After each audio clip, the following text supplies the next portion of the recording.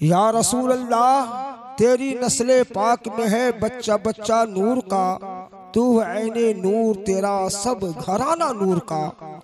और छू लिया है किसी फंकार के हाथों ने तुझे, छू लिया है किसी फंकार के हाथों ने तुझे, वरना पत्थर भी कहीं ताजमहल होता है।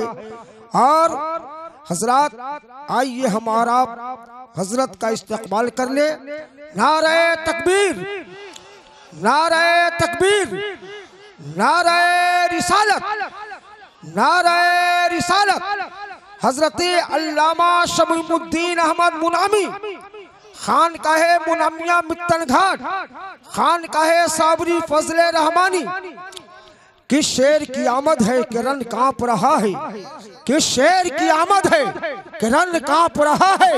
रन एक तरफ चरखे कुहन कांप रहा है कि रुस्तम का बदन जेरे कफन कांप रहा है। नहमदुहु व नुसल्ली व नुसल्लिमु अला रसूलिहिल करीम व अला आलिहि व अस्हाबिहि व अहले बैतिहि व औलियाए उम्मतिहि अजमाईन।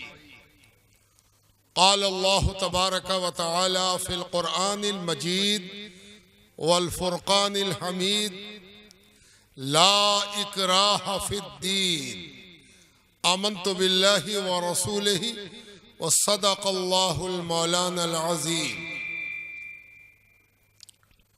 बुजुर्गों, दोस्तों और अजीजों, इससे कबल कि उर्स पाक की इस मुतबर्रक मजलिस में, इस मुक़द्दस साअत में कुछ अर्ज करने की जसारत की जाए, कोशिश की जाए। आइए हम और आप मिलकर इस खानकाह में दरूद पाक का हदिया पेश करके अपनी हाज़िरी को इबादत बनाने की कोशिश की जाए। अल्लाहुम्मा सल्लि अला सय्यदिना व मौलाना मुहम्मद व अला आलि सय्यदिना व मौलाना मुहम्मद बिअदद कुल्ल ज़र्रतिन अल्फा अल्फा मर्रतिन व बारिक व सल्लिम। डॉक्टर वासे साहब, जिनकी मेहनत, सही कोशिश के नतीजे में ये खानकाह अल्लाह ने आबाद की है, और शेख की नज़र, मुर्शिद की निगाह जो आप पर है और आपके तुफैल सब पर है, दरो दीवार पर है, बामो दर पर है, उसी के तुफैल ये उर्स की नूरानी बज़्म सजी है। और हम सबको ये शरफ हासिल हो रहा है कि हम एक ऐसी बज़्म में हाजिर हैं जो अल्लाह के दोस्तों की है और अल्लाह के हुक्म से सजी है। मैं चंद बरसों से लगातार आप ही के इसरार पर और आप ही की ईमा पर हाजिर आ जाता हूँ। कभी कभी तबीयत बहुत थकी हुई होती है, मसरूफियत, लेकिन फिर भी इस खानकाह का इखलाक, इस खानकाह का तवाज़ो, इनकिसारी एक ऐसी जंजीर है जो जकड़े रखती है। कोई अपने आप को आज़ाद भी कराना चाहे तो वो आज़ाद नहीं हो सकता है, इसलिए कि लोहे की जंजीर तोड़ी जा सकती है, इखलाक की जंजीर नहीं तोड़ी जा सकती। मोहब्बत का गिरह नहीं खोला जा सकता है। दुनिया का हर गिरह खुल सकता है, लेकिन जो गिरह नहीं खुल सकता वो मोहब्बत का गिरह है। अल्लाह तबारक व तआला हमें और आपको अपने दोस्तों की मोहब्बत के गिरह में बांध दे, और ऐसी गिरह में बांधे जिसको न दुनिया खोल सके न नफ्स खोल सके। ये रजब का महीना है और इस्लामी अफकार और फिलॉसफी हमें रजब के महीने के बारे में अजीब इत्तला देती है, आश्चर्यचकित करने वाली, हैरान करने वाली।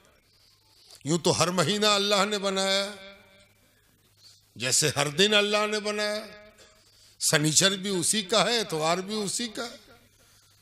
लेकिन आप जानते हैं कि जुमा में जो बात है वो दूसरे दिनों में नहीं है।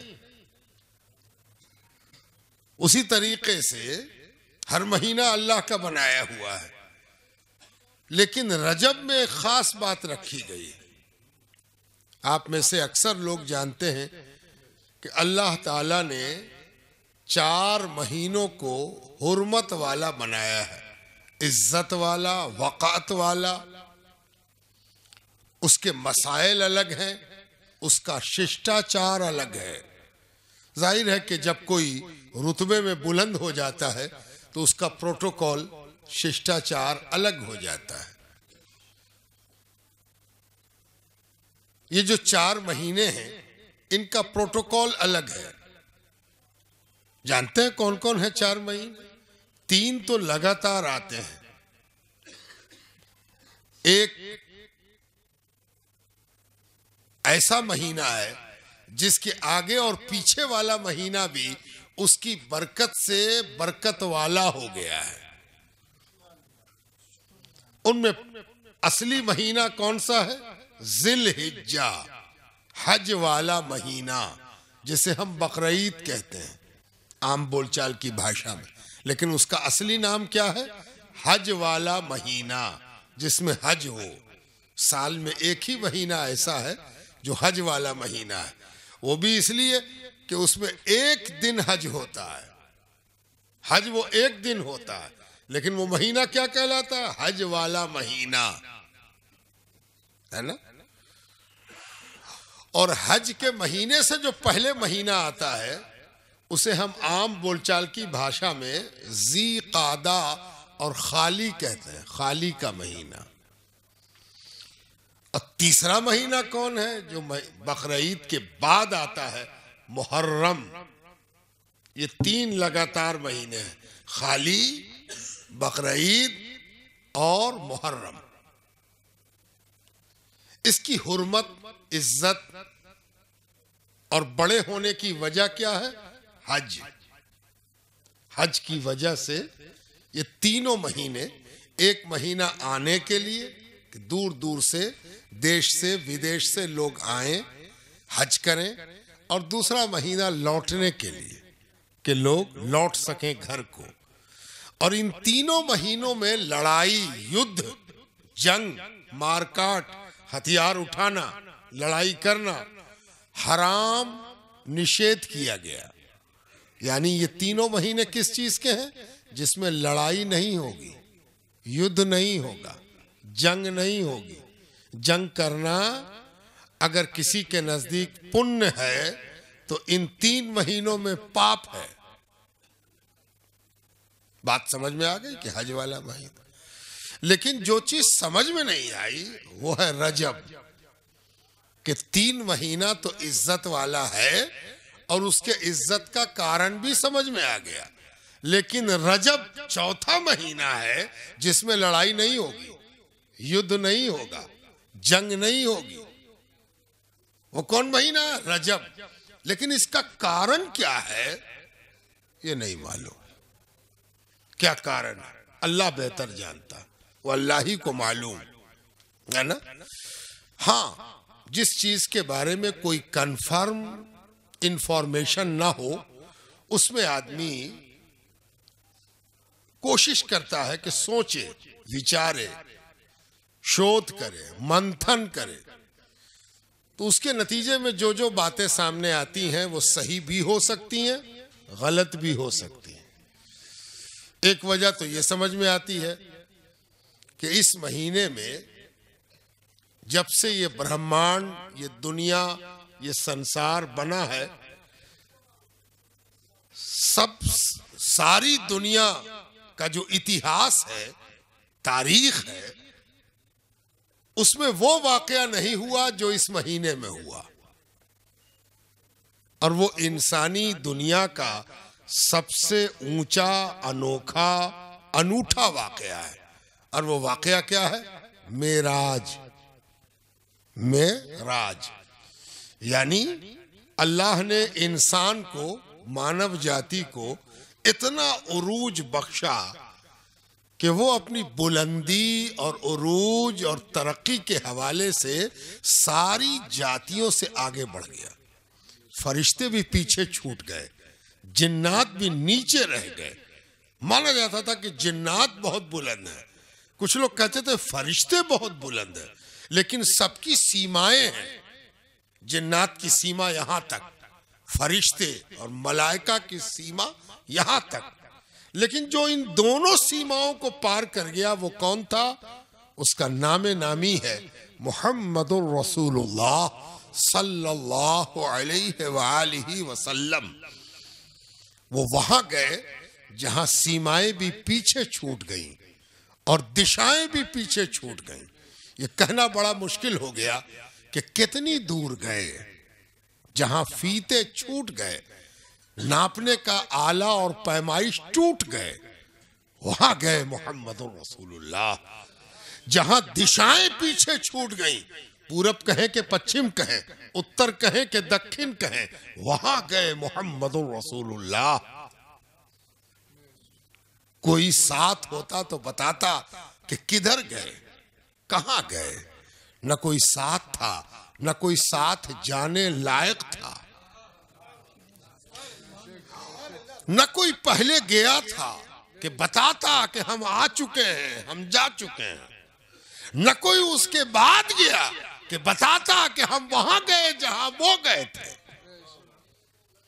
उस वाक़े को क्या कहते हैं? मेराज कहते हैं। मेराज अरबी भाषा का एक अनूठा शब्द है जिसके माने ही होते हैं बुलंद होना, ऊंचा उठना, ऊंचाई तक जाना। और आम बोलचाल की भाषा में अरबी बोलने वाले जब मार्केट की भाषा बोलते हैं, बाजार की, तो उस भाषा में मेराज के मतलब ये होते हैं कि वो चीज जो ऊंचाई तक ले जाए। तो जो आदमी को सतह से बुलंद करती है वो चीज हर घर में पाई जाती है, उसको सीढ़ी कहते हैं। सीढ़ी कभी सीमेंट बालू की होती है, कभी लकड़ी की होती है, कभी बांस की होती है, कभी लोहे और एल्युमिनियम की होती है।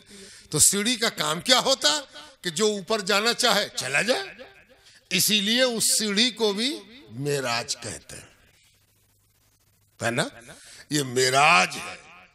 शायद इस रजब की वजह वही है कि मेराज की वजह से अल्लाह ने इस रजब को ये मुकाम, बुलंदी, रफ़ात बख्शी कि आदमी की अक्ल गुंग है, न मेराज को समझ सके, न मेराज वाले महीने को समझ सके। अरब इसको, इस महीने को गूंगा महीना कहते थे। गूंगा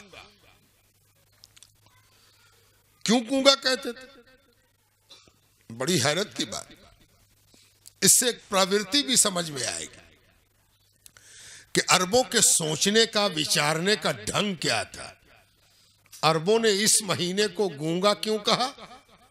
इसलिए कि उनको इस महीने में हथियारों की आवाज सुनाई नहीं देती थी। अब तलवार से तलवार टकराएगी तो उसकी एक अपनी आवाज होगी। जैसे आप पटाखों की आवाज में से गोली की आवाज पहचान लेते हैं।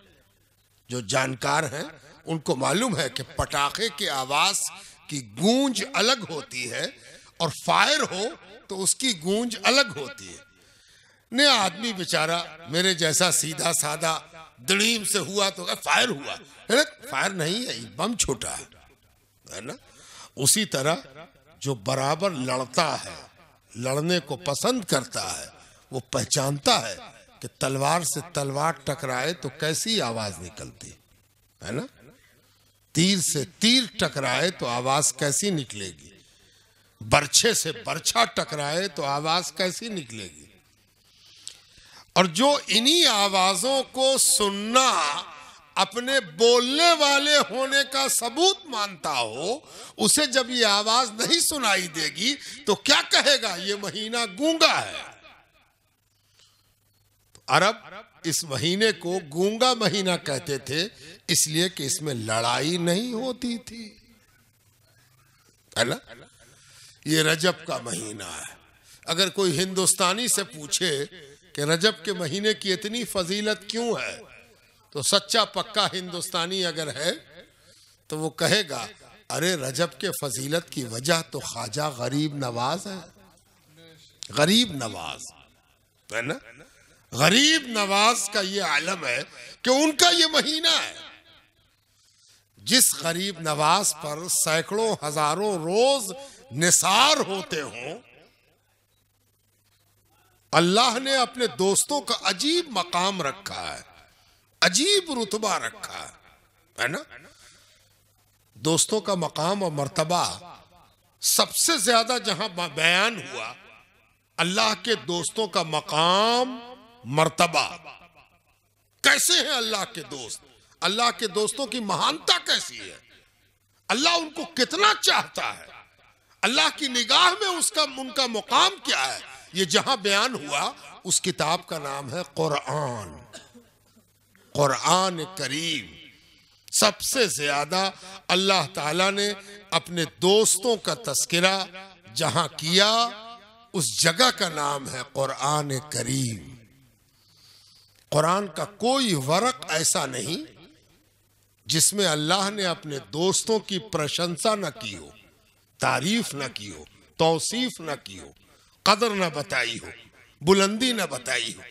ये कहां? कुरान में कोई ऐसा सफा नहीं जिसमें अल्लाह के दोस्तों का तस्करा ना हो।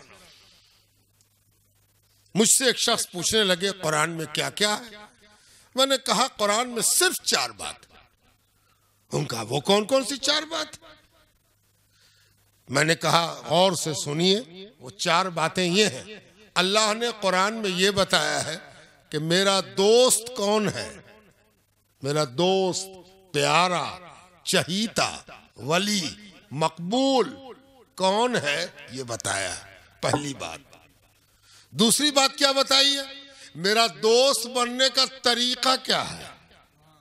कोई चाहे कि मेरा दोस्त हो जाए, मेरा वली हो जाए, मेरा मकबूल हो जाए, तो उसका तरीका क्या है, ये बताया गया है कुरान में। दोस्त और दोस्ती का तरीका, 2 बातें हुई। अब क्या है? 2 बातें और हैं कुरान में। दुश्मन कौन है और दुश्मनी की वजह क्या है। बस इन 4 बातों के अलावा कुरान में कुछ नहीं है ना। दोस्त क्या है, दोस्ती क्या है, दुश्मनी क्या है, दुश्मनी की वजह क्या है। बस यही है कुरान में। इसलिए जब कुरान का आदमी मुताला करता है तो उसको समझ में आता है कि सारी कायनात अल्लाह ने अपने दोस्त के लिए बनाई है। किसी को गलत फहमी ना हो, है ना। किसके लिए बनाई है? अपने दोस्त के लिए, अपने महबूब के लिए। लौला कलमा खलक़तुल अफलाक। सुनो, हम इन आसमानों को कभी ना पैदा करते। ये जो पैदा किया है उन्हीं के लिए तो किया है। उन्हीं को पैदा करना मकसूद था। तो ये आसमान दर आसमान, आसमान दर आसमान, तह दर तह, ये जो पैदा किया, ये किसके लिए पैदा किया? उन्हीं के लिए पैदा किया। जिनको न पैदा करता तो ये आसमान भी न पैदा होता। लौला कलमा खलक़तुल अर्ज़ीन। सुनो, जिस जमीन पर तुम लड़ते और झगड़ते हो और जिस जमीन पर तुम अपने स्वामित्व की लड़ाई लड़ते हो, मेरी जमीन, तेरी जमीन, ये पहाड़, ये सतह, ये दरिया, ये समुंदर, ये पठार, ये हरियाली, ये रेगिस्तान, जानते हो ये सब कैसे पैदा हुआ? लौला कलमा खलक़तुल अर्ज़ीन। अगर अपने दोस्त को पैदा करना मकसूद ना होता तो ये जमीन कभी पैदा ही नहीं होती। पता चला कि वो दोस्ती है जिसके लिए जमीन पैदा हुई, और जो कुछ जमीन में है सो पैदा हुआ, जो कुछ आसमान में है वो पैदा हुआ और आसमान पैदा हुआ। काहे को पैदा हुआ? दोस्त के लिए, वली के लिए, महबूब के लिए, मकबूल के लिए पैदा हुआ। इसीलिए दोस्तों का मर्तबा इस कदर बुलंद है कि अल्लाह की रहमानियत और रहीमियत की सबसे बड़ी तजल्ली, तवज्जो चाहता हूं, छोटी बात है लेकिन उसके अंदर गागर में जिस तरह सागर समाया रहता है वैसा जलवा है। अल्लाह अपने दोस्तों के साथ क्या मामला करता है? उसकी रहमानियत और रहीमियत की सबसे बड़ी छटा, की सबसे बड़ी जलवा सामानी अल्लाह रहमान और रहीम है। तो हर घड़ी नजर आ रहा, हमारी और तुम्हारी एक एक सांस अल्लाह की रहमानियत और रहीमियत, दया और कृपा का सबूत है। एक मिनट के लिए दया कम हो जाए तो देखो फिर कैसे दम फूलता है ना? सब लोग सांस ले रहे हैं और हम कह रहे हैं कि अरे बा सांस जा ही नहीं रही, जल्दी लाओ सिलेंडर। क्या हुआ? जरा सा रहमानियत और रहीमियत घूम गई है ना? जब नहीं घूमी थी तो पता ही नहीं चलता था कि सांस ले कैसे रहे। सांस लेने में कभी कोई खर्चा हुआ? लाशऊरी तौर पर, अनकॉन्शियसली आप अचेत हैं और सांस ले रहे हैं। इससे बड़ी मेहरबानी क्या होगी? अरे ये मेहरबानी तब समझ में आएगी जब सांस को खरीदना पड़ेगा, है ना? अब घड़ी देख के मीटर, अरे बाप जल्दी सिलेंडर लाओ, कहीं सिलेंडर 10 मिनट में खत्म हो गया तब क्या होगा? तब समझ में आया कि अल्लाह कितना बड़ा दयालु और कृपालु है ना? सोचते जाओ और उसकी दया और कृपा देखते जाओ। लेकिन उसकी दया और कृपा, उसकी मेहरबानी, उसकी रहमानियत और उसकी रहीमियत की सबसे बड़ी जलवा सामानी क्या है? तो दया है। अब बहुत बड़ी दया है कि हम सांस ले रहे हैं और आप सांस ले रहे हैं, है ना? इसको तो कभी गिनते भी नहीं हम, सोचते भी नहीं हम। ये बहुत बड़ी दया है। ये ना हो तो फिर कोई दया को देखे कभी समय ना मिलेगा। सांस रहेगी तब ना दुनिया देखोगे, लड़ाई लड़ोगे, मुकदमा लड़ोगे, जान लोगे, जान दोगे, सब तो दम रहने पर है। दम ही ना रहेगा तो क्या होगा? लेकिन जानते हो सबसे बड़ी मेहरबानी क्या है? और तवज्जो चाहता हूं, जागा हुआ मजमा, उर्स का मजमा, खर्चा करके आया हुआ मजमा, दुनिया को तज के आया हुआ मजमा। यहां से किसी को दुनिया नहीं मिलने वाली कि लीजिए लीजिए, नहीं, यहां जो आया है वो मोहब्बत की वजह से आया है। और मोहब्बत हमेशा कुर्बानी चाहती है। मोहब्बत न बच्चों का खेल है और न हवस परस्तों का औजार है। मोहब्बत की वादी में वही कदम रखता है जो निसार होने को, मर मिटने को, निछावर होने को तैयार हो। वही मोहब्बत की वादी में कदम रखता है। बुजुर्गों ने अपनी किताबों में लिखा है, रो बाजी कुन, रो जाओ उधर, बाजी कुन, खेल कूद, तेरी जगह नहीं है, यहां क्यों आ गया? जाओ उधर मैदान में खेल कूद, उधर चला जा राजनीति के स्टेज पर, उधर जाके नौटंकी कर। कभी हाथ जोड़े हुए आना, कभी सारी दुनिया को अपने आगे हाथ जोड़वाना, है ना? पहले तो हाथ जोड़े हुए तमाम घूमते चलो। क्या बात है, रोड शो है, रोड शो में हाथ जोड़े हुए, है ना? आपने ऐसी पिक्चर भी देखा होगा कि दंडवत हो गए, पैर पर गिरे हुए हैं, वोट हम ही को दीजिएगा, है ना? बस हम ही हैं और कौन है? आप हैं और हम हैं। और उसके बाद अगर कभी आप बैठ गए पालती मार के कि मेरी बात कोई सुने, तो उन्होंने कहा कि हम जाएंगे, तुम आओ, है ना? और जब समय देंगे तो तुम आना। कोई पूछे कि कल तो आप हाथ जोड़े गली गली मारे फिर रहे थे, आज आपको सत्ता मिल गई, शक्ति मिल गई, तो जिसके आगे आप हाथ जोड़ रहे थे उसको अब समय लेना होगा आपसे मिलने के लिए, और आप नहीं आइएगा। अच्छा, तो हम ही आपको बनाए और फिर हम ही आपका नखरा सा है ना। राओ बाजी कुन, जाओ खेलो कूदो। इधर मोहब्बत की बाजी में कहाँ आ गए हो? ये मोहब्बत की सरजमीन है। यहाँ गर्दन कटाने वाले आते हैं, जिसे गर्दन बचानी है वो उधर जाए, है ना। ये मोहब्बत वालों की जमीन है। और यहां हमें यह समझना है कि अल्लाह की दया और कृपा, अल्लाह की रहमानियत और रहीमियत की सबसे बड़ी जलवा सामानी क्या है? कभी चिंता किया, गौर किया, कल्पना किया, सोचा है कभी कि सबसे बड़ी जलवा सामानी क्या है? एक जलवा सामानी यह है कि हम आपको आपकी मुराद से नहला दें। जो मांगो सो ले लो, टोपी लोगे लो, चप्पल लोगे लो, कपड़ा लोगे लो, सोना लोगे लो, ओहदा लोगे लो, तुम जो मांगोगे सो दें। ये मेहरबानी है, लेकिन सबसे बड़ी मेहरबानी नहीं है ना। मेहरबानी तो है, लेकिन सबसे बड़ी मेहरबानी नहीं है। सबसे बड़ी मेहरबानी जानते हो क्या? आपके पीर और मुर्शिद, इन पर दया हुई कि आपको दिया ये बाग, ये बागीचा, ये आराम, ये जन्नत आपको दिया, और मुर्शिद दरवाजे पर पैर अड़ा के खड़ा हो गया कि दे तो दिया है, जाएंगे नहीं। कहा क्यों नहीं जाओगे? कहा इस सब को भी दीजिए तब जाएंगे, है ना। इन सब को मेरे साथ जाने दीजिए तब जाएंगे, है ना। आदमी बेटी भी आता है तब भी गिन के आदमी बुलाता है, कितने आदमी लाइएगा, है ना। 100, अच्छा ठीक। अरे 150 आदमी आप ले आए, हम तो होटल ही बुक किया था 100 आदमी का। ये 150 आदमी लाके आप भी बेइज्जत हुए, हमको भी बेइज्जत किया, है ना। होता है ना, दिन रात बुरा लगता है आदमी। अगर बेटी वाला बेचारा किसी तरह बर्दाश्त भी कर ले तो उसके दिल से पूछिए कि उस पर क्या गुजर रही है।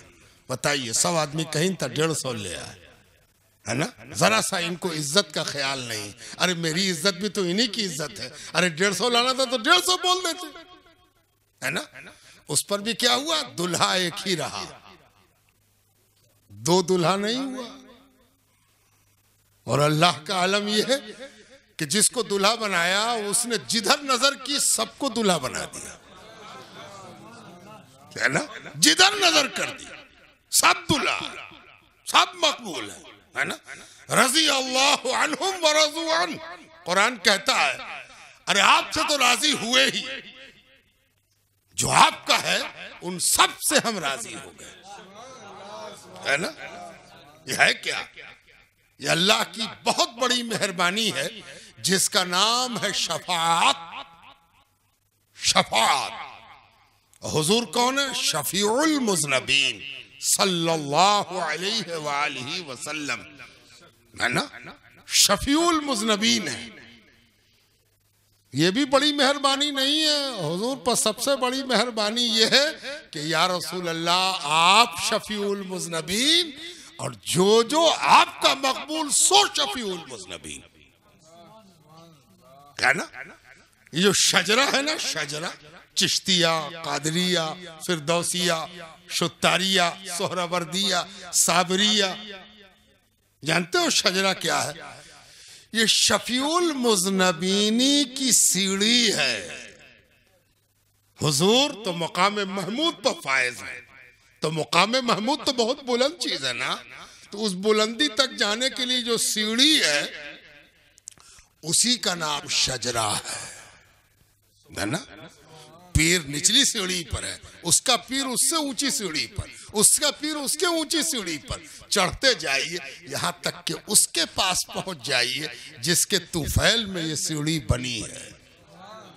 उसका नाम है मुहम्मदुर रसूलुल्लाह सल्लल्लाहु अलैहि वसल्लम। ये खानकाह है, और खानका का दस्तूर तरीका बिल्कुल अलग होता है, बिल्कुल अलग जगह है ये। इसका अंदाज सोचने का भी अलग है, बरतने का भी अलग है। हर जगह जाने के लिए कहीं दिखाना पड़ता है और कहीं बिना दिखाए। आजकल ऑटोमेटिक भी सब मामला होता है। आप मस्जिद में भी जाइए तो वक्त होता है। आप 10 बजे दिन में कहीं के नमाज पढ़ेंगे, मुअज्जिन साहब खोल तो दो, तो मुअज्जिन ऊपर से नीचे तक देखेगा कितने दिन के मुसलमान हो, 10 बजे दिन में मस्जिद खुले है ना। और कहीं खुदा ना खास्ता किसी को तमन्ना हुई कि 2-4 रिकत फाजिल पढ़ ले, तब तो मुअज्जिन कभी दाएं से देखेगा कभी बाएं से कि नमाज खत्म हुए 15 मिनट हो गई, ये कौन सी नमाज पढ़े जा रहा है, ये जल्दी खत्म करे कि हम ताला बंद करें, है ना। और मदरसा है, मदरसे में एक करिकुलम है, पाठ्यक्रम है, सिलेबस है।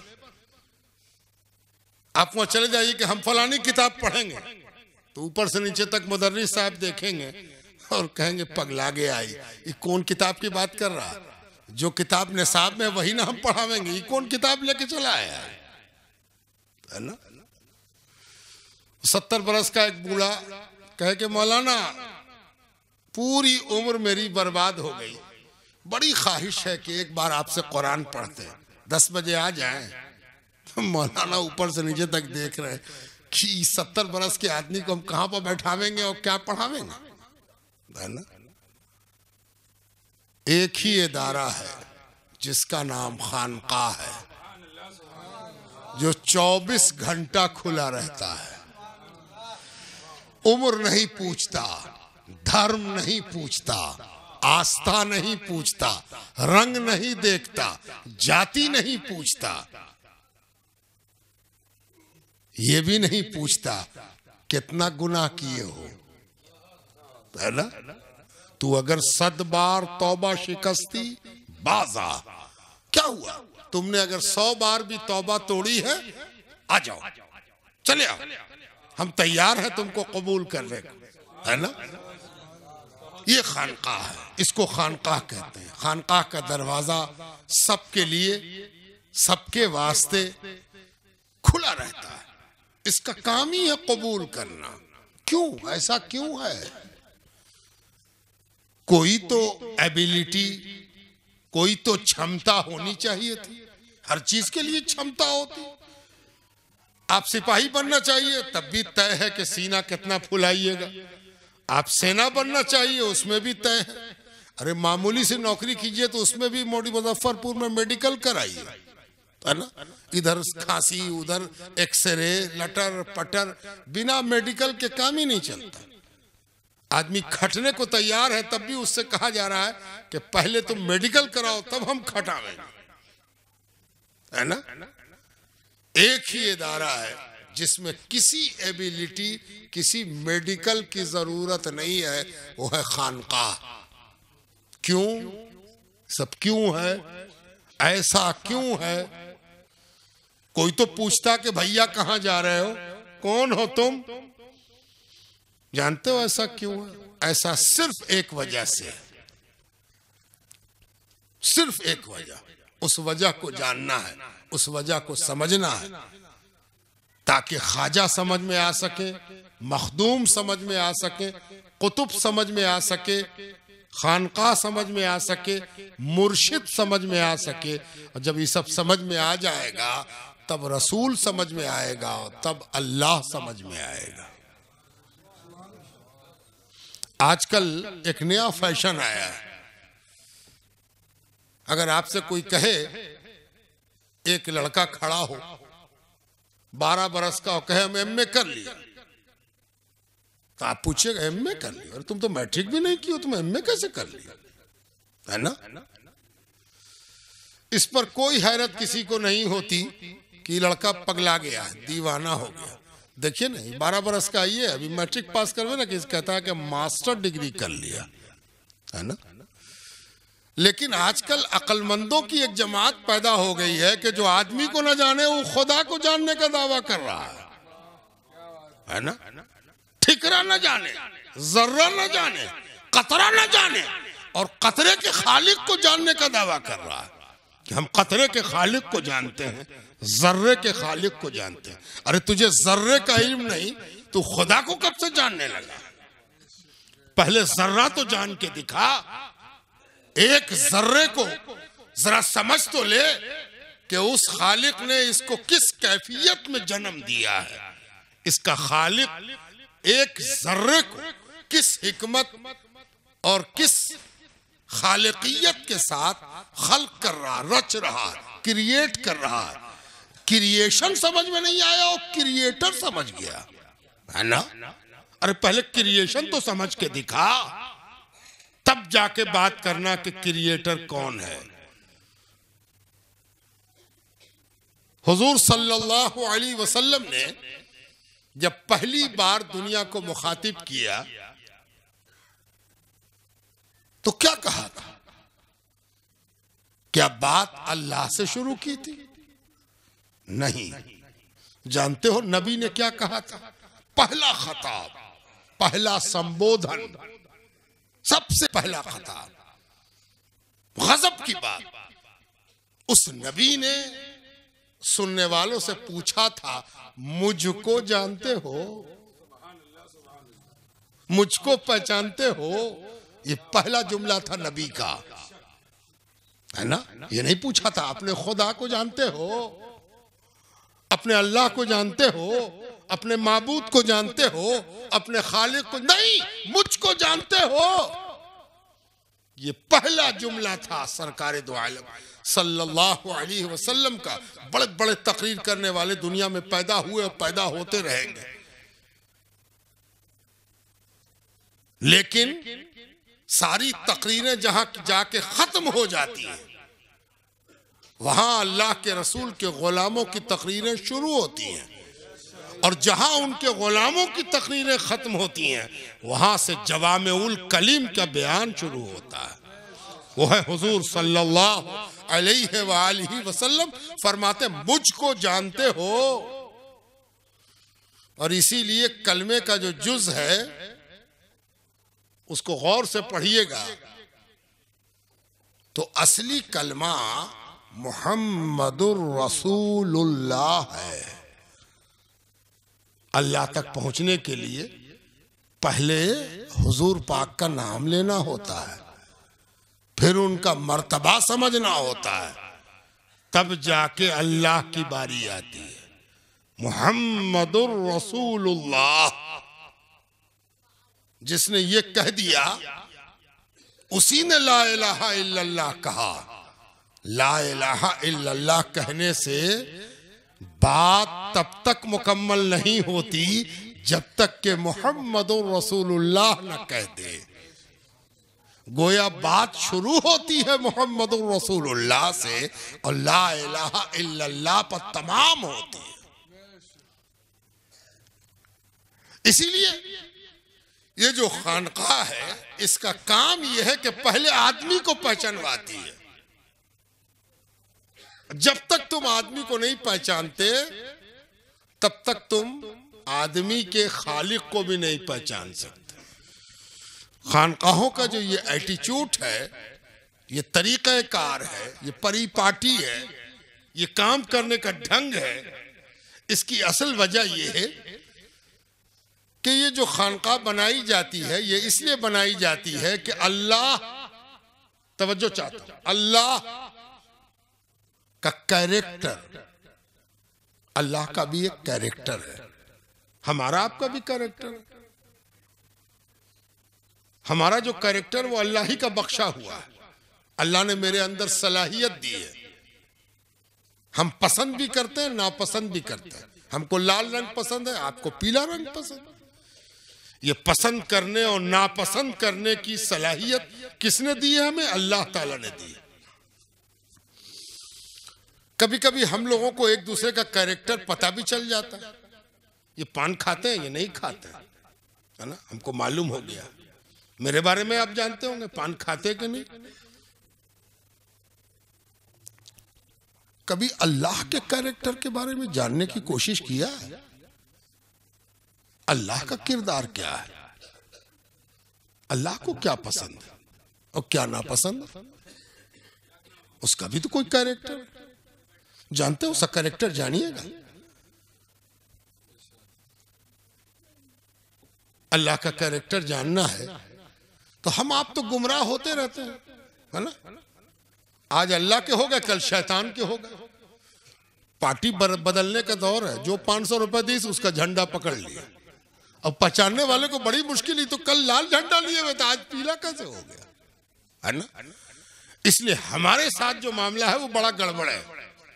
आज हम इस पार्टी में है, कल हम उस पार्टी में, है ना?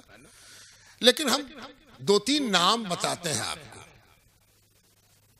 आप चाहिए तो उसके बारे में पता कर लीजिए। उसने पार्टी कभी नहीं बदली है ना? जानते हो, उससे मुलाकात है आपकी? कभी देखा है, छुआ है कभी उसको? नहीं। जानते हो उसका नाम क्या है? सूरज, आफताब, रवि। सूरज, रात में सूरज की बात करना भी हिम्मत की बात है ना? लेकिन आपके लिए रात होगी, कहीं तो बेचारा निकला ही होगा। हर जगह तो रात नहीं होगी। ये जो सूरज है ना, इसने अभी तक पार्टी नहीं बदला। कल हिंदू हुआ, आज मुसलमान हो गया। परसों ईसाई था, आज पारसी हो गया। सुना है कभी आप इस सूरज? इसके कैरेक्टर के बारे में आपको मालूम है? इसका कैरेक्टर भी अल्लाह ही ने बनाया है ना? और इसका कैरेक्टर क्या बनाया कि जब सुबह को तुम निकलोगे तो खबरदार किसी को रोशनी देने के लिए उसका धर्म पूछा है। मुसलमान हो, आओ रोशनी लो। हिंदू हो, जाओ अंधेरे में। ऐसा कभी हुआ है ना? गुनहगार हो, हटो, जाओ तुम कपड़ा ओढ़ो, सूरज की गर्मी तुमको नहीं मिलेगी। हमको मालूम है कि तुम गुनहगार हो, तुम बड़े नेक हो, आओ इधर आओ, इधर आओ, हम तुमको गर्मी देते हैं, स्वेटर पहनने की जरूरत नहीं। ऐसा हुआ है कभी? सूरज निकला, अच्छा बुरा, हिंदू मुसलमान, नास्तिक आस्तिक, सबको प्रकाश मिल गया, सबको गर्मी मिल गई। गरीब को भी मिल गई, अमीर को भी मिल गई, है ना? ये सूरज का कैरेक्टर है। और ये बता रहा है कि ये कैरेक्टर उसका किसने दिया है? जिसने उसको पैदा किया है, जिसने उसको रचा है, जो उसका रचयिता है, उसने उसको ये कैरेक्टर दिया है। तो जिसने उसको ऐसा कैरेक्टर दिया, उसको कौन मुश्किल थी कि कह देता कि खाली मुसलमाने को प्रकाश देना, हिंदू को कभी मत देना। जब ऐसा उसने नहीं कहा तो इसके मतलब जो उसकी एक बात भी मानने से इनकार नहीं कर सकता, असली बंदा तो वही है। और बंदा है कौन? वो सूरज है, जिससे कहा गया है कि खबरदार धर्म के आधार पर, विश्वास के आधार पर, जाति के आधार पर, नेकी और बुराई के आधार पर तुम अंतर नहीं करोगे। तुम्हारा काम है प्रकाश देना, तुम्हारा काम है गर्मी देना। सबको प्रकाश दो, सबको गर्मी दो। ये किसका कैरेक्टर है? ये अल्लाह का दिया हुआ सूरज का कैरेक्टर है। और दूसरा नाम है नदी का। जो नदी बहती, मुजफ्फरपुर के पास से भी एक नदी गुजरती, और मुजफ्फरपुर तक जिधर से भी आइए कई नदी आपको मिल जाएगी। आज तक कभी सुना है कि एक नदी बिहार में ऐसी बह रही है जो मुंह धोने से पूछे है, मुंह धोने से पहले पूछे है, बताओ नाम क्या है? मुसलमान हो कि हिंदू हो?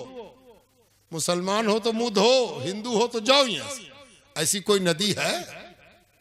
नहीं ना। वो तो ये भी नहीं पूछती कि भैंस हो कि आदमी हो, आओ मुंह धोना तो धो लो, डूबना है तो डूब लो इसमें, है ना?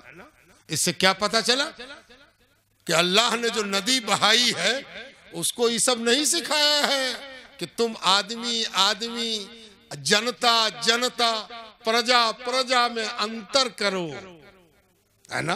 बात समझ में आई? तो जैसा सूरज, जैसी नदी, जैसी धरती, वैसे ही खानकाह। खानकाह से कहा गया खबरदार अंतर मत करना, यहां अंतर नहीं चलता। ये तो दिन में सूरज है और 24 घंटे नदी है और 48 घंटे जमीन है कि उसके कलेजे पर दौड़ते रहो, है ना।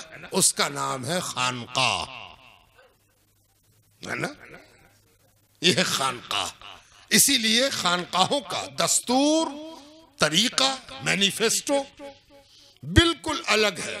यहां के सोचने का तर्ज भी बिल्कुल अलग है। आप जिस ऑफिस में चले जाइए, जिस दफ्तर में चले जाइए, दूसरे की बुराई समझाई जाएगी, बहुत बुरा है वो। मेरे पास आए तो हमने कहा वो काफिर, उनके पास गया कहा वो काफिर। सब आपको काफिर की पहचान करा रहा कि काफिर है कौन, है ना। मेरे पास कहा वो मुशरिक, शिर्क करता है, उसकी नमाज गलत है, उसका रोजा गलत है, उसकी इबादत गलत है, उसका जिक्र गलत है। दूसरे को गलत बताना ये हर स्कूल ऑफ थॉट की पहचान है। वहां जाइएगा तो उसे एहसास दिलाएगा कि आप अच्छे हैं, दूसरा गलत है, आप अच्छे हैं, दूसरा गलत है। इसी उम्मीद पर खानकाह में भी चले गए, चले खानकाह में देखें खानकाह वाले किस किस को गलत बताते हैं, कौन कौन गलत है इनकी नजर में। ये भी बतावेंगे कि दाएं वाला गलत है, बाएं वाला गलत है, ये पापी है, वो घोर अपराधी है। जब वहां गए तो पीर साहब ने जानते हो क्या सिखाया? सब सखियन में चुंदर मोरी मैली, सब सखियन में चुंदर मोरी मैली, देखे हंसे नर नारी, है ना। और इसी पर मुरीद को झुमा रहे हैं, है ना। हम तो आईने में खड़े होके इस बात पर झूमते थे कि मेरी जैसी आंख किसकी होगी, मेरे जैसे नाक कैसी होगी, किसी की नहीं। जो मुझको हुस्न है, जो मेरी सुंदरता है, इसके आगे किसी की सुंदरता नहीं। हम नाचते तो इस पर थे। पीर के पास पहुंचे तो पीर ने कहा हम सबसे बुरे हैं, और यही कह के नाच पड़े। किसी की हिम्मत है कि अपने को बुरा कह के भी नाच ले? कोई है जो ये कहे कि हम दुनिया के सबसे बुरे हैं और उसी पर नाच खड़ा हो? ये वो जगह है जहां अपनी बुराई सुझाई जाती है और फिर इसी बुराई पर नाच करना सिखाया जाता है। क्यों? उसकी वजह भी जान लो। जिसने अपनी बुराई को नहीं पहचाना, तवज्जो चाहता हूं, आपका ध्यान मेरी तरफ रहे ताकि चंद जुमले अगर कहीं पर महफूज रह जाएं तो मेरे लिए नजात का बायस हो जाए। जिसने अपनी बुराई को नहीं पहचाना, मैं चिबा चिबा के जुमला कह रहा हूं ताकि अच्छे से डाइजेस्ट हो जाए, डाइल्यूट हो जाए, है ना। होम्योपैथिक की दवाई की तरह जबान पर अगर गिर गया तो उसका फायदा होगा, है ना। जिसने अपनी बुराई को नहीं पहचाना, जानते हो उसका नाम क्या है? शैतान। शैतान की परिभाषा है ये। शैतान किसको कहते हैं? जिसने अपनी बुराई को नहीं पहचाना वो शैतान है, और जिसने अपनी बुराई को पहचान लिया वो इंसान है। जिसने अपनी बुराई को पहचान लिया वो इंसान है। शैतान कहते ही है उसको जिसको अपनी बुराई नहीं सूझे, वो शैतान है। तो मुरीद किया और कहा बुराई नजर आती है, नाच उठ कि तू आज इंसान हो गया, है ना। जानते हो काहे नाचा वो? सब सखियन में चुंदर मोरी मैली, देखे हंसे नर नारी, और हंसे जा रहा और रोए जा रहा और नाचे जा रहा। कहे पगला है क्या नाच रहा? अरे आज इंसान हो गया इसलिए नाच रहा है, कल तक शैतान था।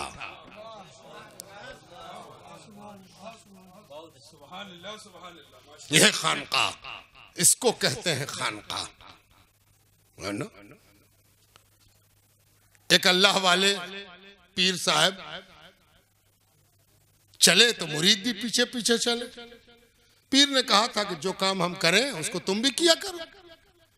और साथ साथ इसलिए रहा करो कि काम करना सीख जाओ।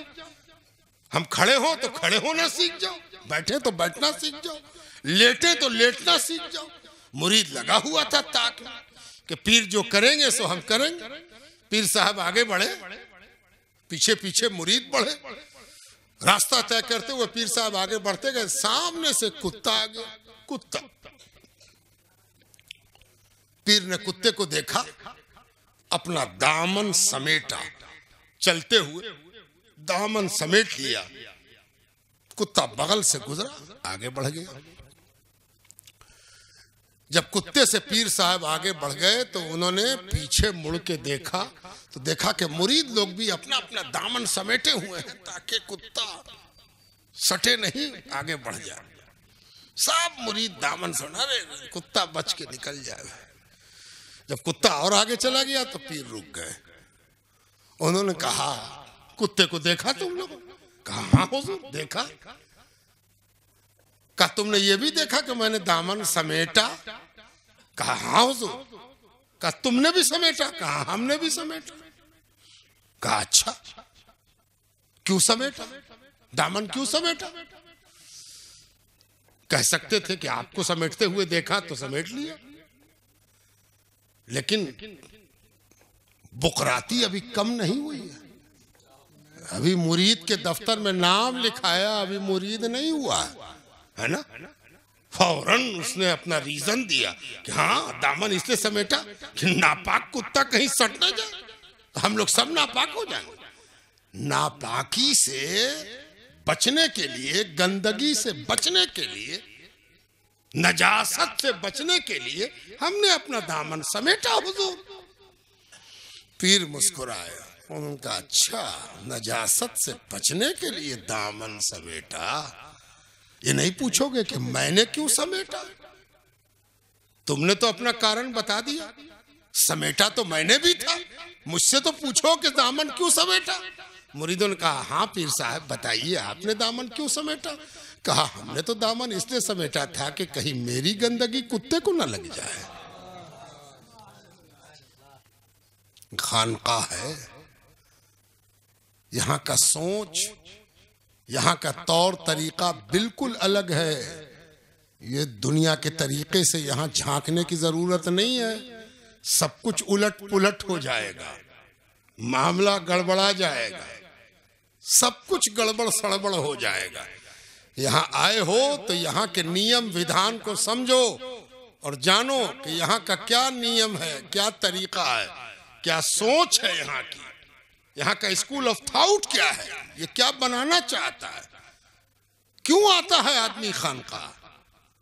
वजह उसकी यही है कि ये खानकाहें कोशिश करती हैं कि एक इंसान को ऐसा इंसान बना दें कि वो देखने में तो जिंदा हो, असल में मुर्दा हो। देखने में तो जिंदा हो, असल में मुर्दा हो। ये भी कोई बात हुई साहब? हम लोग आपके पास आए जिंदा होने के मुर्दा होने? ये कैसे डॉक्टर है पीर साहब? सारी दुनिया में आदमी डॉक्टर के पास जाके जिंदा हो जाए, इनके पास आ गया तो कह रहे कि हम मुर्दा कर देंगे। चले चले सलाम वालेकुम, खुश रहिए आप। हम मुर्दा होने नहीं आए, हम तो जिंदा होने आए, है ना। सुनो हदीस पाक, हुजूर सैयद लौलाक सरवर कायनात सैयद कुल सल्लल्लाहु अलैहि वसल्लम इरशाद फरमाते, मूतू क़ब्ल अन तमूतू, मर जाओ इससे पहले कि तुमको मौत आए। मर जाओ इससे पहले कि तुम पर मृत्यु आए। ये क्या बात है? ये मुमकिन है क्या? गला काट ले क्या? गोली मार ले, है ना? पता नहीं कैसे मरेंगे, लाओ हम अपने मार लेते हैं, गोली मार ले। यही मकसद है कहने का। क्या कहा हुजूर ने? हमारे नबी ने क्या कहा? पीरों के पीर ने क्या कहा? जिनके पैर तले की खाक सुरमा लगाने से पीर बनता है, वो पीरों के पीर है मोहम्मद रसूलुल्लाह सल्लल्लाहु अलैहि वालिहि वसल्लम, उन्होंने ये क्या कह दिया, मूतू क़ब्ल अन तमूतू। दरअसल ये जो मौत और हयात है, मृत्यु और जीवन, इसकी परिभाषा ही नहीं लोगों को मालूम है। मुर्दा समझते हैं कि हम जिंदा हैं, है ना। पहले तो परिभाषा तय होनी चाहिए कि मौत क्या है और जिंदगी क्या है। जब परिभाषा मालूम होगी तो हमें पता चलाना बहुत आसान हो जाएगा कि हम जिंदा हैं कि मुर्दा हैं, कोई जिंदा है कि मुर्दा है ना। ये पीर साहब ने जो कहा, आओ आओ बहुत जिंदा रह चुके, अब आप मुर्दा कर देते। अरे बाप ही, कौन पीर साहब के पास आए भाई, ये तो कहे कि मुर्दा कर देंगे, है ना। हाँ, तो मस्जिद का है ना, मदरसा चले जाते, मंदिर चले जाते, गिरजाघर चले जाते, कहीं और चले जाते, जिंदगी ले लेते। यहां आए हो तो यहां तो मुर्दा बनना हो, है ना। अब आओ जिंदगी और मौत की परिभाषा सुने। कौन परिभाषा? जो खानकाह में सिखाई जाती है। खानकाह की जिंदगी सांस लेना नहीं है। क्या है जिंदगी? खानकाह कहती है कि जिंदगी के मतलब ये होते हैं कि जरा सा कोई पैर तुम्हारे हाथ पर रख दे, जरा सा हाथ रखते हुए बदन छू दे तो तुमको बुरा लगेगा कि देखो ना, ये अपना हाथ मेरे ऊपर काहे को रख रहा है। औंगते औंगते जरा सा सट गया, देखिए ये बड़े साहब सो रहे हैं, ये आधा मेरे ही ऊपर लद गए, है ना। गिलास आया, पानी के लिए हाथ बढ़ाया, दूसरा आदमी हाथ ले ले, देखिए साहब हम लेना चाह रहे थे, ले अच्छा अगले बार गिलास आवे तो लीजियो। आया गिलास लेके झपट के लिया, तुमको लेने ही नहीं देंगे, पहले ही हम ले लेंगे। ये सब क्या है? जिंदगी है ना, जीवन है, हयात है। दूसरे को उम्मीद है कि कहीं बिगड़ न जाए, गाली न बक दे, मार न बैठे, मुकदमा न कर दे। ये सब क्या है? जिंदगी है, जिंदगी की पहचान है। लेकिन एक आदमी दुनिया से चला गया, बेचारा इंतकाल कर गया, चाहे घर में करे, रोड पर करे, अस्पताल में करे, बिस्तरे पर करे, जमीन में करे। अब किसी को भी उससे कोई डर नहीं रहा कि अगर हम इसकी नाक छू दें तो गाली बकेगा कि ना बकेगा। अगर हम इसको गरम गरम पानी डाल दें तो एक चांटा मारेगा कि नहीं। पागल है क्या? गरम पानी बदन पर डालना काहे? मुर्दा हो गया है, दुनिया से चला गया है, जिंदा नहीं है। इसीलिए अब किसी प्रकार का इससे कोई डर नहीं है, लेकिन मर गया है। गाली नहीं बकेगा, केस नहीं करेगा, झगड़ा नहीं करेगा, चुगली गीबत नहीं करेगा, शिकायत नहीं करेगा, दावा नहीं करेगा, चूटी नहीं काटेगा, गौर से देखेगा नहीं, डराएगा नहीं। काहे? मुर्दा हो गया है ना। तो जब कोई जिंदा रहते हुए दूसरे के लिए बिल्कुल नुकसानदेह न रहे, बात समझ में आती है? जिंदा लेकिन कोई नुकसान तुमको नहीं पहुंचाएगा, है जिंदा लेकिन हो गया है मुर्दा। अब इससे कोई उम्मीद मत रखना कि तंग करेगा, सताएगा, गाली बकेगा, चुगली करेगा, शिकायत करेगा, केस करेगा, मुकदमा करेगा। ये मुरीद हो गया है। और जब मुरीद हो गया तो अब इससे बुराई की उम्मीद करना फजूल है। यानी इसके पीर ने इसको मुर्दा बना दिया है, हालांकि ये जिंदा है ना। हुजूर सल्लल्लाहु अलैहि वसल्लम ने एक बार सैयदना अबू बकर सिद्दीक की तरफ इशारा किया। देखो, सबसे बड़े पीर ने सबसे बड़े मुरीद की तरफ इशारा किया और कहा, तुम लोगों ने अबू बकर को देखा? लोगों ने कहा, हाँ हुजूर। कहा, ये जो अबू बकर है ये चलता फिरता मुर्दा है, चलता फिरता मुर्दा है। इसलिए कि इसने जिंदा रहते हुए अपने तमाम ख्वाहिशात और अपने तमाम एहसासात और जज्बात को मार दिया है। अब इससे कोई ऐसा काम नहीं हो सकता जिससे दूसरे को डर हो, शंका हो, फिक्र हो, आशंका हो, ऐसा ना कर दे, ऐसा हो जाएगा तो ऐसा हो जाए, जिससे ये शंका खत्म हो जाए। वो जिंदा रह के भी मुर्दा है ना। मूतू कबला अन तमूतू, मर जाओ इससे पहले कि तुमको मार दिया जाए। इसी की तालीम देता है मुर्शिद, और मुर्शिद ये सिखाता है इस खानकाह में कि जिंदगी और मौत में अगर बड़ी तमन्ना है जिंदा रहने की, तो हम जिंदा रहते हैं। लाखों रुपया आदमी जिंदा और जवान रहने पर खर्च कर रहा है। मैं एक सर्वे पढ़ रहा था, मेरा एक दोस्त है, वो रिसर्च कर रहा था, तो मैंने पूछा कि तेरे रिसर्च का टॉपिक क्या है, तो उसने बताया कि इंसान सबसे ज्यादा किस चीज पर पैसा खर्चा करता है, इस पर मैं रिसर्च कर रहा हूं। हमने कहा अरे बड़ा दिलचस्प मौजू है। इंसान सबसे ज्यादा किस चीज पर पैसा खर्चा करता है, इन्वेस्ट करता है, पैसा लगाता है, उस पर मैं रिसर्च कर रहा था। पूछा कि जरा आस्ते से बता दे कि वो चीज क्या है।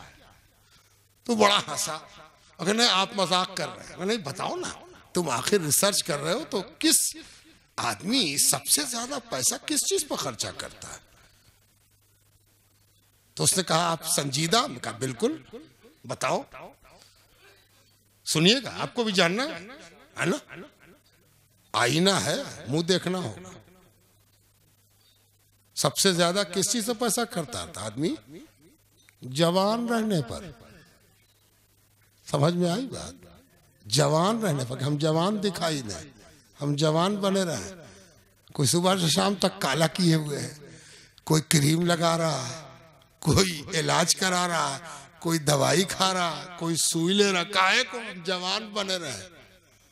आपको मालूम है हम लोग जन्नत से भी इसी चक्कर में निकाले गए, है ना। जन्नत से जो निकाले गए हम लोग, उसका कारण बताया कुरान ने। काहे निकाले गए? न खाते हजरत आदम, वो 1000 बार कहता कि खाइए ना, चखिए ना, न खाते। हजरत आदम इतनी आसानी से फंसने वाले नहीं थे। 1000 बार कहा उसने खा लीजिएगा ना, मना किया अल्लाह ने, वला तक़रबा हाज़िही शजरा, खबरदार उस पेड़ के पास मत जाना। गजब भी अल्लाह का तरीका तबलीग देखिए। अल्लाह ने ये नहीं कहा कि मत खाना, हाय रे हाय क्या बाउंड्री बांधी थी, वला तक़रबा हाज़िही शजरा, उसके पास भी मत जाना। ये खुदा है, खुदा का हुक्म देखिए, दूर से बाउंड्री बांधी गई। पीर वही करता है, अल्लाह के कैरेक्टर के मुताबिक पीर भी यही करता है कि अगर किसी चीज से रोकना है तो दूर से बाउंड्री बांध के रोकता है ना। जानते क्या किया शैतान ने? शैतान आया और उसने कहा ये सब काला जो है ना, ये सब चंद दिन का, फिर उजला हो जाएगा। ये सब जो जितना दांत है, ये सब धीरे धीरे गिरेगा, है ना। ये जो मजबूती है एक दिन में कमजोरी हो जाएगी।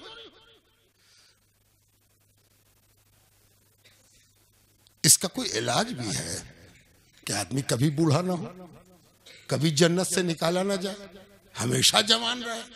कि हाँ इलाज तो था नहीं, एक ही इलाज है, क्या है? यही खाओ, है ना। तो इंसान सबसे ज्यादा जिस चीज पर पैसा खर्चा करता है वो क्या है? जवान रहने के लिए उसकी बेचैनी कि हम जवान बने रहे, है ना। अब पीर से पूछा गया कि हुजूर अमर कैसे होंगे, कहीं आबे हयात है, पिलाइएगा। पीर ने कहा हाँ आबे हयात है मेरे पास, पियोगे? कहा का सुनो, तवज्जो चाहता हूं, बात खत्म करेंगे। तवील गुफ्तगू हो गई, अच्छा खासा वक्त हो गया। हजरत भी कहेंगे कि कहाँ से गुफ्तगू, कहाँ, ये मुजफ्फरपुर के लोग कहेंगे कहाँ से आ गए ये, है ना। इसीलिए ज्यादा लंबी गुफ्तगू नहीं, फिर कभी मुलाकात होगी तो पीर साहब से उसने पूछा कि कोई अमर रहने का नुस्खा है जिसमें आदमी कभी न मरे? कहा हाँ है नुस्खा। कहा क्या है नुस्खा? कहा देख, जिक्र जिक्र याद, जिक्र अल्लाह अल्लाह अल्लाह, मुर्शिद मुर्शिद मुर्शिद, या रसूल अल्लाह या रसूल अल्लाह, इसी का ना जिक्र है। मुर्शिद मुर्शिद कहते कहते मुर्शिद ने रसूल तक पहुंचाया, और रसूल रसूल कहते कहते खुदा तक पहुंच गए, है ना। अपनी अपनी मंजिल का जिक्र है। बेवकूफ है जो पहले क्लास में मैट्रिक की किताब पढ़े लेंगे, है ना। तब ये जो जिक्र है ना, जिक्र जिंदगी है। जिक्र क्या है? जिंदगी है। अगर जिक्र है तो मर के भी जिंदा हो, है ना। और अगर गफलत है, गाफिल हो, भूल गए जिक्र, चूक गए जिक्र, तो जिंदा हो के भी मुर्दा हो। पता चला कि खानकाह में जिक्र जिंदगी है और गफलत मौत है ना। गफलत क्या है? मौत है। जो भूल गया अल्लाह को, जो भूल गया रसूल को, जो भूल गया मुर्शिद को, हजार कहे के जिंदा है वो मुर्दा है। और जिसने पीर को, रसूल को और अल्लाह को याद रखा वो मर के भी जिंदा है ना। वो क्या है? मर के भी जिंदा है ना। अब एक वाकया सुन लो। ख्वाजा निजामुद्दीन औलिया महबूब इलाही ने एक रोज इरशाद फरमाया कि एक बुजुर्ग से मिलने एक शख्स लंबा सफर तय करके उस बुजुर्ग के गांव में गया, उस बुजुर्ग के शहर में गया। पटना से चला रहा मुजफ्फरपुर मुलाकात करने के लिए। मेरे जैसा आदमी के सुना है एक पीर साहब है, एक बड़े अल्लाह वाले हैं, बुजुर्ग हैं, जरा उनसे मुलाकात करेंगे, उनका दर्शन करेंगे, उनके कृपा का पात्र बनेंगे, जरा देखें उनको कैसे हैं। जब मुजफ्फरपुर में दाखिल हुआ तो उसने कुछ सन्नाटा सा देखा शहर में, जैसे कोई सोग हो गया हो, कोई घटना घट गई हो। सारा शहर सोग में डूबा हुआ। तो उसने पूछा कि आज शहर में बड़ा सन्नाटा है, लोग बुझे बुझे हैं, दुकानें बंद हैं, लोगों का चेहरा झुका हुआ है, क्या बात है? कोई घटना हो गई क्या? तो कहा कि हाँ, यहाँ एक बड़े बुजुर्ग थे, उनका इंतकाल हो गया। कौन बुजुर्ग थे, किनका इंतकाल हो? तो नाम जो बताया तो अरे हम तो उन्हीं से मिलने आए थे, उनका इंतकाल हो गया, उनकी वफात हो गई, स्वर्गवास हो गया उनका। तो बड़ा दुर्भाग्य हुआ, बड़ी बदकिस्मती हो गई, हम तो उनसे मिलने आए थे और उनका इंतकाल हो गया। बड़ा अफसोस हुआ उसको, इतनी मेहनत करके हम आए थे, अब लौटना पड़ेगा। लौटने के लिए सोच ही रहा था, फिर सोचा उसने कि नहीं मुलाकात हुई तो क्या हुआ, कम से कम कब्र तक तो चले। मजार पर चलते हैं, कब्र पर चलते हैं, मकबरे में चलते हैं, कम से कम मिट्टी दे देंगे या कम से कम फातिहा पढ़ लेंगे। इतनी दूर से चल के आए हैं, चलिए वो न सही, उनका मजार सही, उनकी कब्र सही। चला वो चलते चलते पूछते पूछते कि किधर है किधर है किधर है। खानकाह में पहुंच गया। जब खानकाह में पहुंच गया तो उसने किसी से पूछा कि हजरत, तो किसी ने कहा हाँ हजरत बैठे हुए कमरे में, जाओ। अब इसको बड़ा दंग हुआ, कह रहे हम तो सुना कि उनका इंतकाल हो गया, अभी सुन रहे हैं कि जिंदा बैठे हुए कमरे में। निजामुद्दीन औलिया बयान फरमा रहे हैं, मैं नकल कर रहा हूं। तो ये आदमी डरते डरते, अब किसी के बारे में आप सुन लीजिए कि दुनिया से चले गए, अब कोई कहे कि बैठे हुए हैं तो क्या आलम होगा, है ना। अब डरते डरते वो आदमी आगे बढ़ा, गौर से देख रहा है, आंख मल रहा, चूटी उटी भी काटा होगा उसने कि जिंदा है कि मुर्दा है, पता नहीं क्या है ये बैठे हुए हैं। खैर बेचारा आगे गया तो उस अल्लाह वाले ने नजर उठाया और कहा कुछ हैरान लगते हो, कुछ परेशान लगते हो। हाँ हुजूर बात ही ऐसी है। क्या हुआ? तो सुनाया कि जैसे ही शहर में घुसे हुजूर देखा कि सोगवार है सब लोग। पूछा क्या हुआ? मालूम हुआ कि आपका इंतकाल हो गया। बड़ा अफसोस हुआ, लौट रहे थे, फिर दिल में ख्याल आया कि चलो इंतकाल हो गया तो कम से कम मजार पर तो हाजिर दे लें। यहाँ आके देखा तो देखा कि आप जिंदा बैठे हुए। ये क्या बात है, इसमें राज क्या है, इसकी असलियत क्या है, जरा बताइए, समझाइए। तो हजरत ने कहा कि दोनों सही है। कहा रे हजरत करम कीजिए, मेहरबानी कीजिए, इतना हौसला नहीं है मेरे पास। आप कह रहे वो भी सही है ये भी सही, अरे दोनों में कोई एक गलत ना होगा। और ज्यादा उम्मीद है कि वो वाला गलत होगा जो कहे कि मर गए, आप तो जिंदा बैठे हुए, ये भी गलत है और वो भी गलत है, क्या मतलब, और दोनों सही है। कहा दोनों सही है। कहा समझाइए।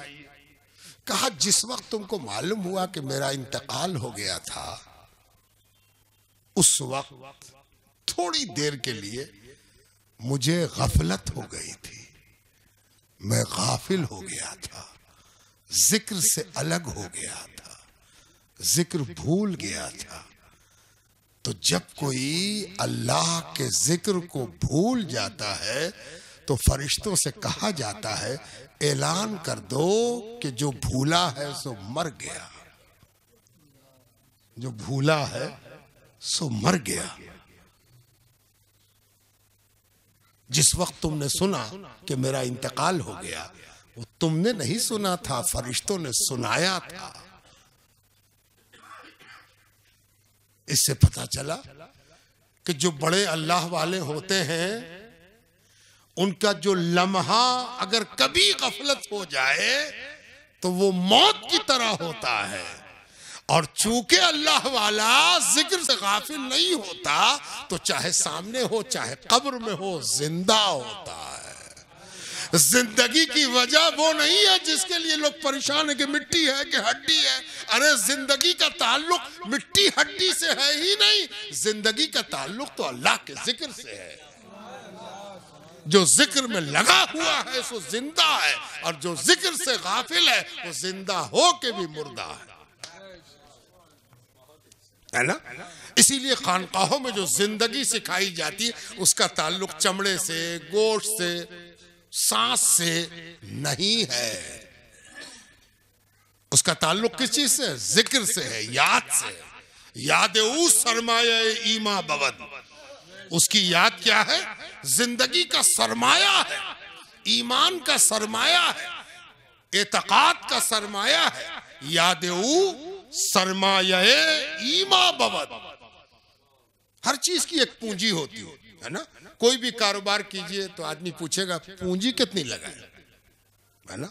एक टायर में हवा भरने वाले से भी पूछता है आदमी कितना पैसा लगाया, तो कहेगा इतने का मशीन लिया, इतने का फलाना लिया, इतने का किराया दिया। अब टायर में हवा भरने का चप्पल जो ठोकता है ना बेचारा, उसके पास से भी सिपाही वसूल के जाता है, लो दे दो हम। तो पूछिए कि कितने का पूंजी, कहीं तो बाबूजी का है, पहले से वो भी ठोकते थे चप्पल, लेकिन मेरी पूंजी यही है कि हमको रोज 100 रुपया सिपाही को देना पड़ता है ना। हर चीज की पूंजी होती है, और एक चीज बगैर पूंजी की आजकल हम लोग खरीद रहे हैं, उसका नाम है ईमान। ईमान वाले हो, हाँ ईमान वाले हैं, तो पूंजी ईमान की कुछ नहीं, ठन ठन गोपाल। ईमान की पूंजी कुछ नहीं है ना, उसमें कौन खर्चा हो। ला इलाहा इल्लल्लाह मुहम्मदुर रसूलुल्लाह हो गया खत्म, यही तो ईमान है। कहो ईमान की कोई पूंजी नहीं। अच्छा, याद सरमाये ईमा बवद, सुनो, ईमान की पूंजी उसकी याद है।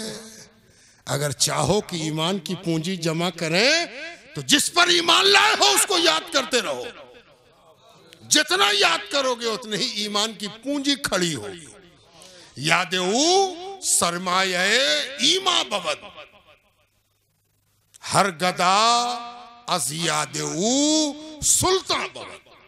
और जो भीख मंगा है, कौन भीख मंगा, जो दरवाजे पर आके भीख मांगता वो नहीं, अभी अभी मुसलमान हुए, अभी मुरीद हुए हैं, तो मेरे पास तो कुछ है नहीं, अभी तो मुसलमान होवे किए हैं, अभी तो मुरीद होवे किए हैं, अभी तो शिष्य बने हैं, अभी पूंजी कहां से आई, अभी तो दाखिल ही हुए हैं, है ना। अभी तो स्कूल में नामे लिखा है, कॉपी भर कैसे जाए, किताब पढ़ा कैसे जाए, है ना। ज्ञान की पूंजी कैसे मिलेगी, अभी तो स्कूल में दाखिल ही हुए हैं। तो जो स्कूल में दाखिल हुआ है, चाहे आज हुआ हो, 70 बरस की उम्र में हुआ हो, 80 बरस की उम्र में हुआ हो, तो वो क्या है? वो इस राह का, इस रास्ते का भिखारी है, पीर की बारगाह में फैलाए हुए हाथ, है ना? तो कहता है हर गदा अजियाद ऊ सुल्तान बवद। उस भीख मांगने वाले को, उस फकीर को अगर तमन्ना है कि हम भी सुल्तान होते, हम भी बादशाह होते, बेपनाह खजाना होता, तो उसे क्या करना चाहिए? अरे याद में लग जाना चाहिए। जिक्र, याद उसको गदा से सुल्तान बना दे। हर गदा अजियाद सुल्तान बवत, सुल्तान हो जाएगा, बशर्ते कि उसके पास याद की पूंजी हो, याद का सरमाया हो, जिक्र का सरमाया हो। फकीर को कभी भी नहीं शर्माना चाहिए। फकीर कौन है? जिसके पास सबसे ज्यादा जिक्र की पूंजी हो, वही फकीर ना सुल्तान बनता है ना? आशापुर में जो अल्लाह के दरवाजे का फकीर लेटा हुआ है, मालूम है वो सुल्तान कैसे हुआ? अरे वो सुल्तान जिक्र से हुआ। आज उसके कब्र की मिट्टी का हर जर्रा जिक्र कर रहा है ना? जिक्र कर रहा है। वो खुद जिंदा है, जो चीज उससे सट जाती है सो जिंदा हो जाए, है ना? जिक्र से जो जिंदगी आती है वो कांस्टेंट नहीं होती। तुम हम जो जिंदा हैं, 50 बरस 60 बरस के हम जिंदा हो गए, हम चाहे तो कि एक आदमी को 1 मिनट के लिए जिंदा कर दे, नहीं कर सकते, है ना? चाहे भी तो कुदरत कहेगी ये अपने तो जिंदा हुए कि दूसरे को भी जिंदा करने की तमन्ना रखते हैं, खबरदार, अपनी ही जिंदगी बचा लो, यही बहुत है, दूसरे को जिंदा करने का सपना मत देखो। ये तो उसके लिए है जो जिक्र वाली जिंदगी हासिल करे। जो जिक्र वाली जिंदगी हासिल करता है उसका तो मर्तबा ही दूसरा है। जिस चीज को छू दे वो जिंदा हो जाए, है ना? जिस चीज को छू दे वो जिंदा हो जाए, है ना? हुजूर सल्लल्लाहु अलैहि वसल्लम जब किसी पत्थर पर, चट्टान पर कदम रखते, तो चट्टान पर कदम रखिए तो आपको एहसास हो जाएगा कि बड़ी कड़ी है, सख्त है। हदीस पाक में आता है, सही रिवायात में, कि कोई ऐसी सख्त चीज दुनिया में पैदा नहीं हुई जो हुजूर सल्लल्लाहु अलैहि वसल्लम के कदमों तले नर्म ना हो गई हो, है ना? नर्म ना हो गई हो, है ना? और जो चीज नर्म ना हुई उसी का नाम अबू जहल है, अबू लहब है। पत्थर उससे अच्छा है कि उसने पहचान लिया कि किसका पैर मुबारक है ना? अल्लाह महफूज रखे अबू जहल और अबू लहब होने से, यजीद होने से अल्लाह महफूज रखे, है ना? उससे अच्छा है वो पत्थर होना जो अपने नबी के कदमों को पहचान ले, है ना? कहते हैं कि ओहद की लड़ाई में सरकार दो आलम सल्लल्लाहु अलैहि वसल्लम जंग की शिद्दत में, जब बड़ी तेज जंग हो रही थी, सारा हमला हुजूर की तरफ था, ऐसे में सरकार दो आलम सल्लल्लाहु अलैहि वसल्लम एक नशेब में, गढ़े में आ रहे, गढ़े में आ गए, ठेला गया, पूरी फौज को ठेल दिया गया, सारे लोग पीछे हटे, कोई गड्ढे में गिरा, कोई किधर गिरा। हुजूर सल्लल्लाहु अलैहि वसल्लम एक नशेब में आए तो आपका सरे मुबारक पहाड़ की एक चट्टान, ओहद पहाड़ की एक चट्टान से टकराने लगा। अब टकराया कि तब टकराया, है ना? जैसे ही चट्टान ने महसूस किया कि नबी का सरे अक़दस मुझसे टकराने वाला है, उस चट्टान ने कटोरा नुमा गढ़ा बना दिया कि सरकार दो आलम का सरे मुबारक उसमें रखा जाए, है ना? क्या पता चला? जब कोई ऐसा जिंदा होता है तो जो चीज उससे मस हो जाए वो भी जिंदा हो जाए। यह है जिंदगी का फलसफा, है ना? और उस जिंदगी के फलसफे को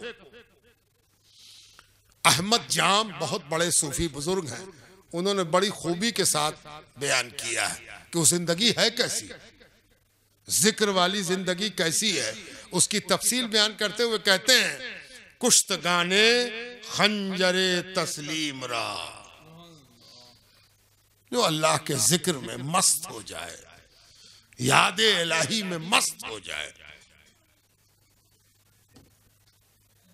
गर्दन झुका दे, जैसी तेरी मर्जी, गर्दन भी तेरी, मर्जी भी तेरी, हम कौन है ना?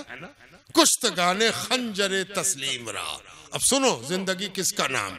अल्लाह वालों की जिंदगी क्या है? अपनी जिंदगी से उनकी जिंदगी को मिलाते हैं। ला हौला वला कुव्वता इल्ला बिल्लाह। देखो अल्लाह वालों की जिंदगी क्या है? हर ज़मा अज़ गैब जाने दिगर अस्त, हर जमाना, हर पल, हर लहजा, हर घड़ी, हर पल। तुम एक जिंदगी की बात कर रहे हो, उनको हर पल एक नई जिंदगी दी जाती है ना? तुम तो एक जिंदगी को समझ नहीं पाए, उन पर आलम यह कि टपक रही है जिंदगी। एक कतरा जिंदगी का टपका नहीं कि दूसरा टपक गया, दूसरा टपका नहीं कि तीसरा टपका चाहता है। जहां जिंदगी का ये आलम हो, वहां जो छुए तो जिंदा क्यों ना हो जाए, है ना? इसीलिए ये खानकाहें जिंदगी सिखाती हैं, मौत की सही पहचान बताती हैं। और इन खानकाहों में एक चीज जो सिखाई जाती, जो मैंने उन्वान बनाया, ला इकराह फिद्दीन, दीन में, धर्म में, आस्था में, अकीदे में, विश्वास में जबरदस्ती नहीं है ना? जबरदस्ती नहीं है। जबरदस्ती समझते ना? जबरदस्ती पकड़ कर लिया, चल, नहीं, ऐसा नहीं होता। जो ऐसा करे वो अल्लाह के प्रोग्राम का हिस्सा नहीं। जबरदस्ती नहीं हो सकती। अगर जबरदस्ती करनी होती तो एक आदमी भी ऐसा रहता जो नास्तिक होता, तवज्जो चाहता। एक आदमी भी दुनिया में ऐसा होता जो कहता कि हम अल्लाह को ना मानते हैं। अल्लाह से बड़ा जबरदस्त कौन है? वो तो एक आदमी पैदा ही नहीं करता जो उसको ना माने, इसलिए कि उसी ने सबको पैदा किया, आपको भी पैदा किया, हमको भी पैदा किया।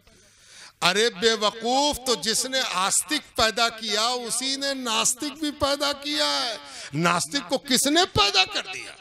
कोई और खुदा है क्या जिसने नास्तिक पैदा कर दिया हो? ये हो ही नहीं सकता। उसी ने मोमिन पैदा किया है, उसी ने काफिर पैदा किया है, उसी ने मुशरिक पैदा किया है। अगर जबरदस्ती करनी होती तो एक आदमी भी ऐसा ना होता जो नास्तिक हो जाता, अल्लाह को ना मानता, है ना? इसीलिए याद रखो, दीन में जबरदस्ती नहीं है, धर्म में जबरदस्ती नहीं है। किसी को पकड़ के ले आए, जबरदस्ती ले आए, किसी पर जुल्म किया, जबर किया, ये सब तरीका दीन का नहीं है। जो लोग किसी पर इल्जाम लगाते हैं कि जबरदस्ती, बलपूर्वक ऐसा कर दिया गया, वैसा कर दिया गया, है ना? कभी कभी तो उनको बल समझ में नहीं आता, कहते कि पीर साहब जादूगर है। अरे पीर साहब जादूगर है? हाँ, कैसे कैसे समझो? देखिए ना, फलनवा वहां जाके बैठा रहता है।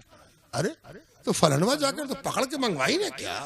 कुछ सुंघा दी, इनके लकड़ सुंघवा है ना? ला इकराह फिद्दीन, दीन में जबरदस्ती नहीं है। मोहब्बत जानते ही नहीं हो तो उसका नाम जबरदस्ती रख दिया। और तुम क्या जानो मोहब्बत में क्या आकर्षण है, कैसी कशिश है ना? मोहब्बत की कशिश को तुम क्या जानो? ये इल्जाम मत लगाना कि जबरदस्ती, अरे जबरदस्ती तो हो ही नहीं सकती, है ना? ये तो मोहब्बत का मामला है। मोरी अखियां उनसे लागी गईयां, जब आंख उनसे लग गई तब जाके उन्होंने बहियां पकड़ मोहे हर ली नीर। बहियां तो बढ़ाई हम ही ने थी, जब पकड़वा दिया तो अब उन्होंने कहा कि जब पकड़ लिया तो छोड़ेंगे कैसे, है ना? बाह तो बढ़ाया हम ही ने था। अब जब उन्होंने पकड़ा तो कहा कि हम पकड़ने का हक भी अदा करते हैं। क्या हक है? कि तुम अब छोड़ाओगे तो हम नहीं छोड़ेंगे। है ना। यह पीर का मामला कि पीर ने एक नजर डाली तो जिसकी किस्मत में था उसने सोचा कि ऐसी नजर तो देखा ही नहीं, है ना। घुर फिरे लागू में पहिया तोहार, अब जाऊं तो कहां जाऊं, अब तो घूम फिर के बस तुम्हारे ही पैर है, अब तो कोई पैर नजर ही नहीं आता, है ना। घुर फिरे लागू में पहिया तोहार, है ना। ख्वाजा गरीब नवाज, ख्वाजा खाजगान, हम सब के आका और मौला ख्वाजा मोइनुद्दीन चिश्ती अजमेरी रहमतुल्लाह अलैह। लोग देश को बांटते हैं, लोग इंसान को बांटते हैं। ये हिंदी भाषी है, तेलुगु भाषी है, ये देवनागरी लिखने वाला, ये उर्दू लिखने वाला, बांट रही है दुनिया। ये चपटी नाक वाला, ये ऊंची नाक वाला, ये भारतीय है, ये बांग्लादेशी है ना। बांटते बांटते लोगों को चैन नहीं है। आपने सुना होगा कि एक राज्य टूट के दो राज्य हो गया, एक जिला टूट के दो जिला हो गया, एक जाति बट के 5 जाति हो गई। किसी से हम पूछा कि सिंह, कहें कि सिंह तो बहुत लोग लिखते हैं, यादव भी लिखते हैं, तो फला भी लिखते हैं, चिला भी लिखते हैं, टूटे जा रहे है ना।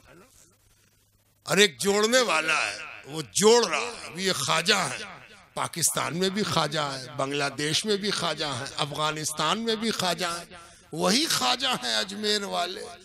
देश को लोगों ने बांट दिया, ख्वाजा जोड़े हुए हैं, है ना। हिंदू मुसलमान तोड़ दिया लोगों ने, ख्वाजा जोड़े हुए हैं। ख्वाजा अंतर नहीं करते, हिंदू आ जाए, मुसलमान आ जाए, सबको उनकी बारगाह में शरण है। आ जाओ, ख्वाजा है, जोड़ने वाले जोड़ते हैं। ख्वाजा का काम ही है जोड़ना, सूफी का काम ही है जोड़ना, खानका का काम है जोड़ना। एक बार एक पीर साहब की खिदमत में एक आदमी सलाम हाजिर हुआ, कुछ पेश किया, हुजूर कुछ मेरी तरफ से कुछ तोहफा है, कबूल किया जाए। पीर ने कहा क्या लाया है रे। उसने पैकेट खोल दिया, देखा कि एक नई कैंची है, कैंची सीजर कैंची। पीर साहब ने गौर से देखा क्या है। उसने कहा हुजूर कैंची है। कहा इससे तो काटा जाता है ना। उसने कहा हाँ हुजूर बड़ी अच्छी कैंची है, जो चाहिए काट दीजिए। लेकिन तो हम तो ये काम करते नहीं, ये काय को लाए कैंची। अरे मेरे पास तो तेरे को सुई धागा लाना चाहिए था, मेरा काम तो जोड़ने का है। अगर तू चाहता है कि मेरे काम में तेरा तोहफा, तेरा नजराना मदद करे, तो वो चीज न लाता जो मेरे काम आता। काटने का तो हम काम ही नहीं करते, कैंची लाया का है तू। तुझे तो लाना चाहिए था सुई धागा, सुई धागा लाना चाहिए।